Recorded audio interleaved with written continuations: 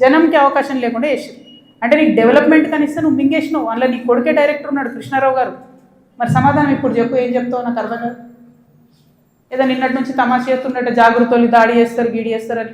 మాకు అట్లాంటి ఆలోచన ఏం లేదు. మేము మీ మీద దాడి చేసేంత పెద్ద వ్యక్తి మీరు కాదు. ఫస్ట్ థింగ్ వదిలేసేయండి. మీ మీద దాడి చేసే అవసరమే లేదు. మీ వెనుకో గుంటనక్క ఉంది చూసినావా, వాళ్ళని మాత్రం వదిలిపెట్టండి. ఆ గుంటనక్కకి చెప్తున్నాయి ఇప్పుడు ఇన్నమని. ఆ గుంటనక్క ఇంటుంటాడు, ప్రెస్ మీట్ నాకు తెలుసు.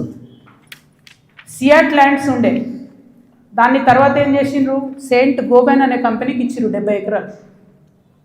దాని తర్వాత ఏం చేసిర్రు, ఈ గుంటనక్క రికమెండ్ చేస్తే మన BRS government favourite builder Vasavi ఉన్నాడు కదా, ఆ వాసవి బిల్డర్కే ఇచ్చిర్రు.